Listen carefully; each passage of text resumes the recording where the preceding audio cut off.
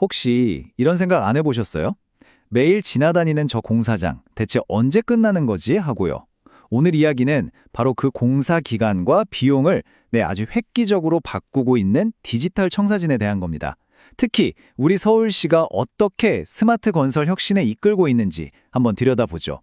자, 그럼 먼저 이 문제부터 짚어보죠. 왜 그렇게 큰 건설 프로젝트들은 맨날 늦어지고 예산을 초과할까요? 뭐 여러 가지 이유가 있겠죠. 근데 진짜 근본적인 문제는요, 의외로 바로 이 설계도에서 시작됩니다. 왼쪽이 바로 예전 방식인데요. 한번 상상해 보세요. 수백 장짜리 종이 도면을 일일이 넘겨가면서 확인해야 하는 거예요. 정보가 다 흩어져 있으니까 막상 공사 시작하고 나서야 이거 잘못됐네? 하는 경우가 허다했죠. 그런데 오른쪽, 새로운 방식은 완전히 다릅니다. 모든 정보가 살아있는 3D 모델 하나에 다 들어가 있어요. 그러니까 땅 파기 전에 컴퓨터 안에서 모든 문제를 미리 다 해결해 버리는 거죠. 이게 그냥 이론이 아니고요. 실제 결과가 정말 드라마틱합니다. 자, 보세요. 월트 디즈니 콘서트홀 옛날 2D 도면으로 지었거든요. 무려 16년이 걸렸습니다. 그런데 비슷한 수준으로 복잡한 구겐하임 빌바오 미술관은요. 새로운 기술을 썼더니 단 4년 만에 지었어요. 16년 대 4년, 12년이나 차이가 나는 거예요. 이거 진짜 엄청난 거 아닌가요? 네, 방금 보신 이 강력한 기술이 바로 스마트 건설의 심장이라고 할 수 있습니다. 그리고 그 심장의 이름이 뭐냐? 바로 BIM입니다. BIM, 그러니까 빌딩 정보 모델링이라고 하는데요. 이걸 그냥 3D 그래픽 정도로 생각하시면 안 돼요. 핵심은 뭐냐면 실제 건물을 짓기 전에 컴퓨터 안에다가 완전 똑같은 디지털 쌍둥이를 하나 만들어두는 겁니다. 그리고 이 가상 건물로 별의별 시뮬레이션을 다 해보는 거죠. 여기서 문제점을 싹 다 잡고 완벽하게 만든 다음에 실제 공사에 들어가는 거예요. 자, 그럼 이게 어떻게 작동하는지 한번 볼까요? 의외로 원리는 간단해요. 첫째, 건물에 3D 뼈대를 만들고요. 둘째, 그 안에다가 자재는 뭘 쓰는지, 돈을 얼마나 드는지, 일정은 어떤지 온갖 정보를 그냥 꽉꽉 채워 넣는 겁니다. 셋째, 그럼 이제 건축가, 엔지니어, 시공사 모두가 이 하나의 살아있는 설계도를 보면서 같이 일하는 거죠. 더 이상 서로 다른 도면 볼 일이 없는 거예요. 이렇게 디지털 트윈을 가지게 되면 설계자랑 건설자들은 거의 초능력을 얻게 되는 셈입니다. 이게 현실 세계에 어떤 영향을 미치는지 그 엄청난 결과들을 한번 보시죠. 첫 번째 초능력은 바로 미리 보는 힘입니다. 예지력 같은 거죠. 옛날 같으면요, 한참 공사하다가 벽 다 세웠는데 아차! 여기 전기배선이랑 수도배관이랑 겹치네. 이런 악몽 같은 일이 벌어지곤 했거든요. 그럼 어떻게 해요?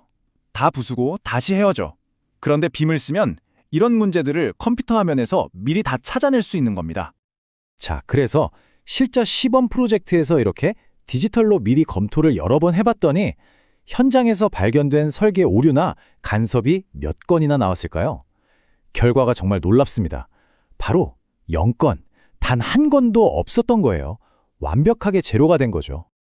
보세요. 결국 이게 다 연결되는 거예요. 모두가 똑같은 3D 모델을 보니까 소통이 잘 되죠. 그러니 의사결정이 빨라지고요. 현장에서 이거 설계 바꿔야겠다 하는 일이 거의 사라지는 겁니다. 시간도 아끼고 돈도 아끼고 모든 게 빨라지는 선순환이 만들어지는 거죠. 자, 그럼 제일 현실적인 문제, 바로 돈 얘기를 해볼까요? 이렇게 쓸데없는 시간 낭비, 재시공 같은 걸 없애면 어떻게 될까요? 맥킨지 보고서를 보니까 BM 같은 디지털 기술을 쓰면요, 전체 공사비를 자그마치 최대 25%까지 줄일 수 있대요. 만약에 1,000억 원짜리 공사면 250억 원을 아끼는 거예요. 어마어마하죠? 근데 이게 단순히 돈만 아끼는 기술이 아니라는 게 중요해요. 이건 더 똑똑하게 함께 일하는 방법에 대한 이야기거든요. 실제로 먼저 이걸 도입한 싱가포르에서는요, 팀원들 간의 협업이나 소통 효율이 50% 이상 좋아졌다는 보고서도 있습니다. 이런 엄청난 효과들 때문에 지금 전 세계 주요 도시들이 앞다투어서 빔을 도입하고 있어요. 그 중에서도 아주 체계적으로 제대로 된 계획을 가지고 움직이는 도시가 있습니다. 네, 바로 우리가 살고 있는 서울입니다. 서울시의 계획을 한번 자세히 살펴보죠.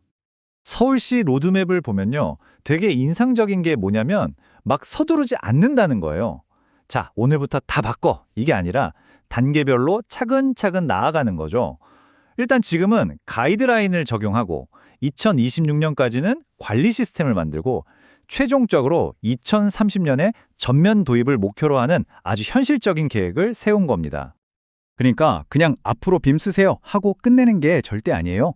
가이드라인도 만들어주고 필요하면 템플릿도 주고 절차도 명확하게 딱 정해주는 거죠. 말 그대로 스마트 건설이라는 새로운 기술이 잘 자랄 수 있도록 튼튼한 생태계를 조성해주고 있는 겁니다. 자, 근데 여기까지 들으시면 다들 이런 생각 드실 거예요. 아니, 이렇게 좋은 걸 왜 아직도 모든 데서 안 쓰는 거지? 하고요. 그쵸? 여기에는 모든 신기술이 필연적으로 겪어야 하는 일종의 성장통이 있습니다. 바로 J-커브 효과라는 건데요. 이게 뭐냐면요. 우리가 처음 새로운 스마트폰이나 컴퓨터 프로그램을 배울 때를 생각해 보시면 쉬워요. 처음에는 어때요? 기계도 사야 되고 기능 익히느라 오히려 평소보다 일이 더 느려지잖아요. 생산성이 일시적으로 뚝 떨어지죠.